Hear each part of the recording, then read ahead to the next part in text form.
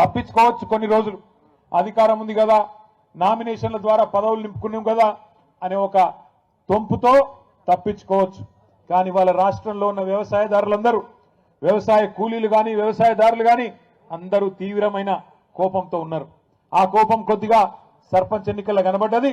సహకార ఎన్నికలు పెడితే రైతులు కర్రుగాల్చి వాత పెడతారనే భయంతో ఇవాళ నామినేటెడ్ పద్ధతుల్లో ఆ పదవులు నింపుకునే ప్రయత్నం చేస్తా ఉన్నాడు ముఖ్యమంత్రి గారు. 2 ఏళ్ళు అయిపోయింది. ఏం చేసిండ్రు 2 ఏళ్ళు ఈ ముఖ్యమంత్రి గారు? కాంగ్రెస్ ప్రభుత్వం కేవలం టైంపాస్ కాలక్షేపం కార్యక్రమాలు తప్ప ఏమీ లేదు. రోజుకొక లీక్ ఇస్తారు. ఇగో ఈ కేసు ఆ కేసు ఆ కేసు ఈ కేసు 2 ఏళ్లుగా కేసుల చుట్టూనే నడుపుతున్నాడు ప్రభుత్వాన్ని తప్ప ప్రజలకు పనికొచ్చే ఒక్క కార్యక్రమం కూడా లేదు. పోనీ ఆ కేసులన్నా ధైర్యంగా పెడతాడా మొగోడిలాగా అంటే అది కూడా శాత కాదు. రోజు ఒక లీక్, ఇగో ఈ కేసు ఇస్తారంట, ట్యాపింగ్ అంట, నోటీస్ అంట. రారాదు కెమెరా ముంగటికి ముఖ్యమంత్రి దమ్ముంటే మొగాడి అయితే రా, వచ్చి చెప్పు ఇగో ఈ కేసులో కేసు పెడుతున్నా అని చెప్పు. రోజు చూడండి శిఖండి రాజకీయాలు తప్ప మగాడిలాగా మగతనంత రాజకీయాలు చేసే దమ్ము మాత్రం లేదు. రా ముందుకు రా, కెమెరాల ముంగటికి రా. చిట్ చాట్ల వెనకాల దాక్కునుడు ఎందుకు?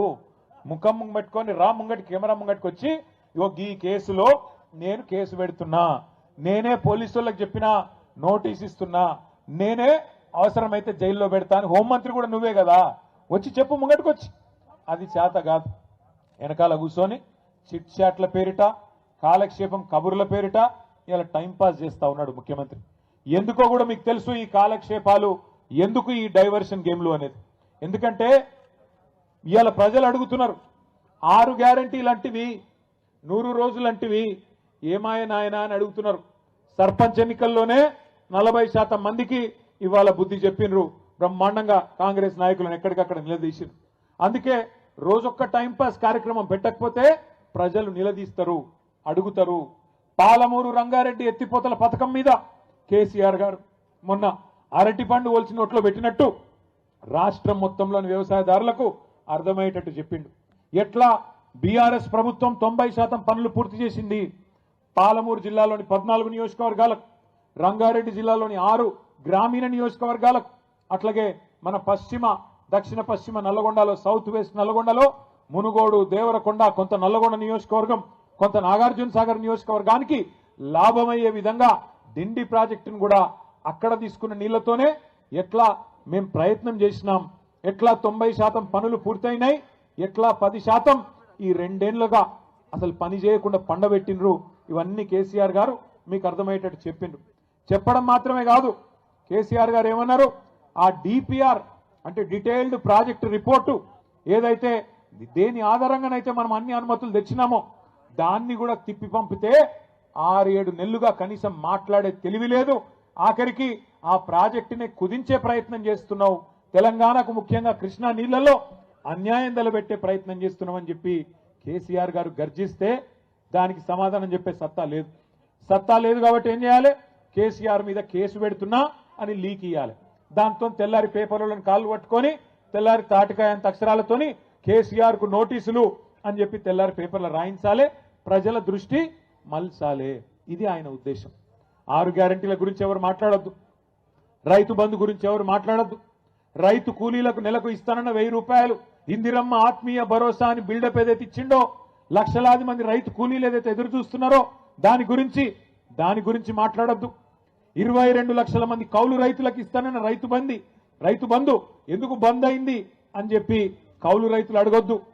తులం బంగారం ఏమైంది నాయనా అని ఆడబిడ్డలు అడగొద్దు. అట్లాగే బతుకమ్మ చీర ఏమైంది అని మహిళలు ఎవరు అడగొద్దు. నెలకి ఇస్తానన్న 2,500 ఏమైంది అని గుర్తు చేయొద్దు. 4,000 పింఛన్ అంటివి ఏడవాయరా నాయనా అని పెద్ద మనుషులు అడగొద్దు. ఇస్తానన్న 2 లక్షల ఉద్యోగాలు ఏవి అని పిల్లలు అడగొద్దు. మాకు స్కూటీలు ఇస్తానంటివి ఏవి అని ఆడపిల్లలు అడగొద్దు. అట్లాగే నిరుద్యోగ భృతి అంటివి 4,000 అదెక్కడా అని పిల్లలు అడగొద్దు. ఇస్తానన్న 12 లక్షల అంబేద్కర్ అభయహస్తం దళిత బంధు తీసేసి 12 లక్షలు ఇస్తా అన్నాడు కదా కేసీఆర్ గారు. 10 లక్షలు ఇస్తే నేను 12 లక్షలు ఇస్తా అన్నాడు. ఏమైంది అని దళితులు అడగొద్దు, గిరిజనులు అడగొద్దు.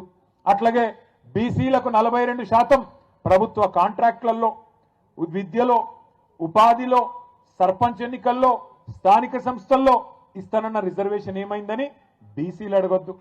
పెడతానన్న 20,000 కోట్ల బడ్జెట్ సంవత్సరానికి మొత్తం 5 ఏళ్లలో 1,00,000 కోట్ల బడ్జెట్ ఏమైంది అని బీసీలు అడగొద్దు. ఇస్తానన్న గొర్రెలేమాయ్ అని యాదవులు అడగొద్దు. తెస్తానన్న చేపలేడవాయ్ అని ముదిరాజులు గంగపుత్రులు అడగొద్దు. బీసీ డీలకెళ్ళి ఏలకు మారుస్తానో కదా ఏమాయ్ అని ముదిరాజులు అడగొద్దు.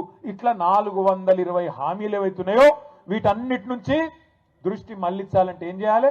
కేసీఆర్కు నోటీసులు ఇవ్వాలి. అందుకే ఇలా నోటీసులు ఇచ్చి ప్రజలను మళ్ళొక్కసారి పత్రికలను మేనేజ్ చేసి టీవీలను మేనేజ్ చేసి గందరగోళం చేసే ప్రయత్నం చేస్తున్నాడు ముఖ్యమంత్రి.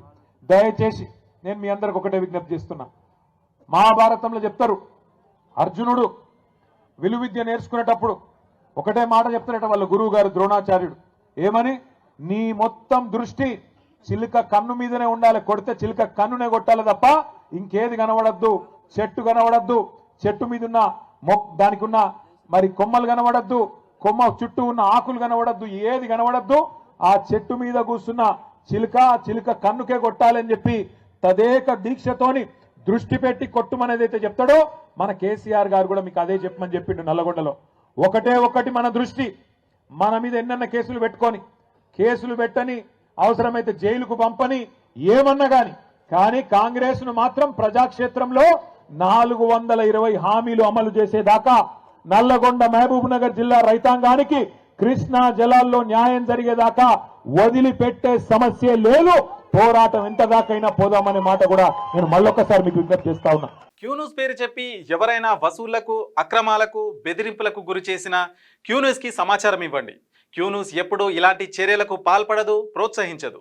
క్యూన్యూస్ ఎల్లప్పుడూ ప్రజా గొంతుకగా ప్రజల సమస్యల కోసం నిరంతరం పోరాడుతుంది.